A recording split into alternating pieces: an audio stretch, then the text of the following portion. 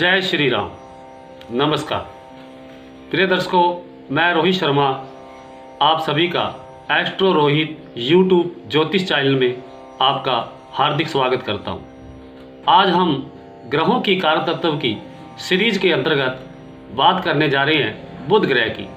तो बुध ग्रह की बात करने से पहले मेरा आपसे विशेष निवेदन है कि अगर आपने हमारा चैनल सब्सक्राइब नहीं किया तो प्लीज़ हमारे चैनल को सब्सक्राइब करें। एस्ट्रो रोहित यूट्यूब चैनल को लाइक करें, शेयर करें। तो आइए सबसे पहले बुध ग्रह की जानकारी प्राप्त करते हैं। ज्योतिष प्रेमियों, बुध सौर मंडल में एक युवा राजकुमार माना गया है। बुध ग्रह रजोगुणी, पृथ्वी तत्व प्रधान, शुद्र जाति, गोल आकृति, त्रिधातु प्रकृति, नपुंसक, उत्तर दिशा का स्वामी व ध्रुवा की भांति हरित अर्थात हरे रंग का माना गया है।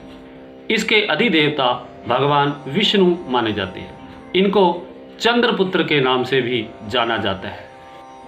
राशियों में से कन्या और मिथुन राशियां बुध की स्वयं की राशियां हैं। कन्या के 20 अंश तक यह ग्रह मूल त्रिकोण का होता है। 18 दिन में बुध ग्रह एक राशि को पूरा करता है।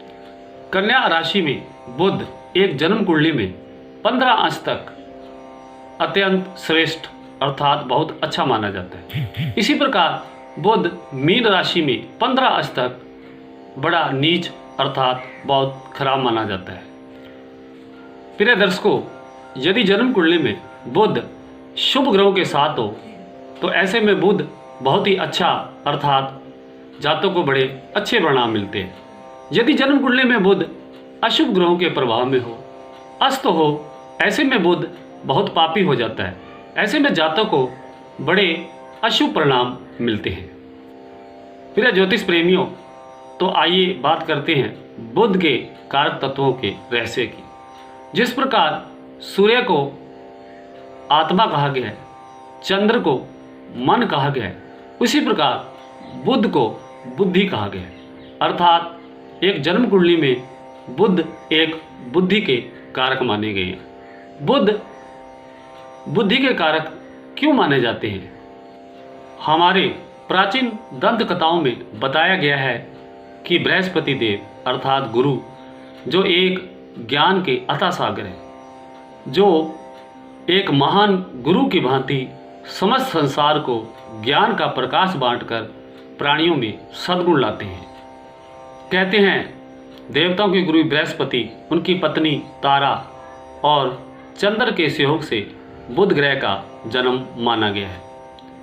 इस प्रकार बुध के बृहस्पति भावी पिता होने के कारण बुध बुद्धिमता में श्रेष्ठ कहलाए। इस प्रकार हमारे ज्योतिष मनीषियों ने बुध को बुद्धि के साथ जोड़कर बुद्धि का कारक माना है। प्रिय दर्शकों, बुध का दूसरा कारक है वाणी का कारक अर्थात बोलने की शक्ति। बुध को वाणी का कारक क्यों कहते हैं? आप सभी जानते हो, व्यक्ति की बोलने की कला उसकी बुद्धि पर निर्भर होती है। व्यक्ति समय स्थिति के अनुसार बुद्धि चातुरता से शब्दों का सही प्रयोग करके ही उसकी बुद्धिमत्ता कहलाती है। प्राय बचपन में एक बच्चा जब बोलने की कला सीखता है वह उसकी बुद्धि कौशलता के आधार पर होता है। अर्थात व्यक्ति की बोलने की कला उसकी बुद्धि पर निर्भर होती है। इस प्रकार प्रिय दर्शकों, हमारे मानव जीवन में बुध अर्थात बुद्धि को जोड़कर देखे जाते हैं और बुद्धि से ही व्यक्ति बोलना सीखता है। इस प्रकार बुध एक वाणी के कारक माने जाते हैं। बुध का तीसरा कारक है व्यापार का कारक। बुध को व्यापार का कारक क्यों कहते हैं? जैसा कि आप जानते हो, संसार की व्यापारिक क्रियाएं व्यक्ति की बौद्धिक क्षमताओं पर आधारित होती है। अर्थात व्यापार करना सब बुद्धि का ही खेल है। बिना बुद्धि के व्यक्ति पशु समान समझा जाता है। इस प्रकार व्यक्ति बुद्धि के बलबूते ही व्यापार में लाभ हानि का सोच विचार करके एक सफल व्यापारी बनता है। प्रिय दर्शकों, बिना बुद्धि के व्यापार होना असंभव है। सभी व्यापारिक क्रियाएं बुद्धि का अत्यंत संबंध है।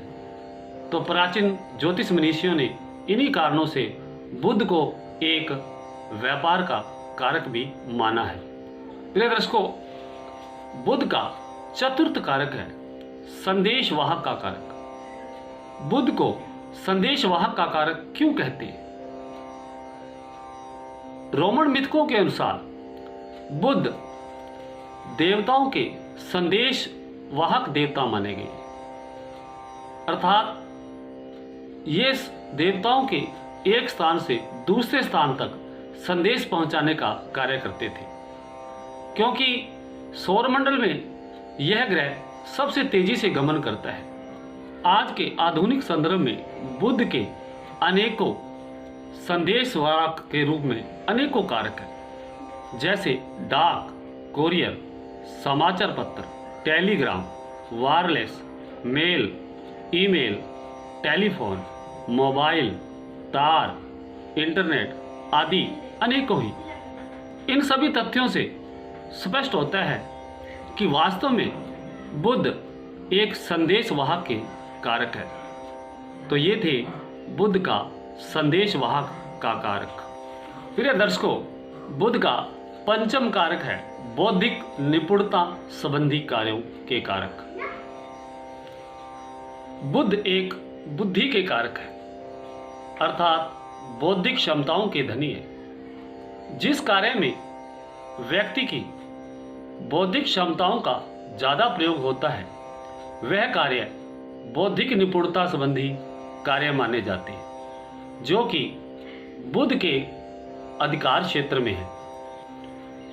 जैसे गणित अध्यापक, कॉमर्स अध्यापक, बैंक कर्मचारी, ज्योतिष कार्य, लेखन कार्य, प्रकाशन कार्य, चार्टर्ड अकाउंटेंट, मुनीमी, शिक्षक, वकील, वाणी प्रधान कार्य, एकरिंग, शिल्प कला, काव्य रचना, पुरोहित, कथावाचक, दलाली का कार्य, वाणिज्य संबंधी कार्य।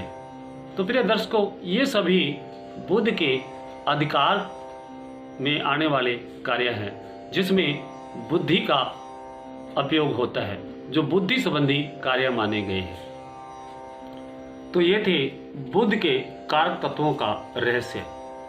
एक बात हमेशा याद रखिएगा, जब भी हम किसी से ज्ञान लेते हैं उस ज्ञान के बदले हमें गुरु दक्षिणा अवश्य देनी पड़ती है। तो आपकी गुरु दक्षिणा यही है कि आप हमारे एस्ट्रो रोहित यूट्यूब ज्योतिष चैनल को सब्सक्राइब करें, लाइक करें, ज़्यादा से ज़्यादा शेयर करें और ज़्यादा से ज़्यादा हमें कमेंट देवें। आपके दिए गए कमेंट से हमें प्रोत्साहन मिलता है। तो इन्हीं शब्दों के साथ आज के वीडियो का इतिश्री। जय श्री राम।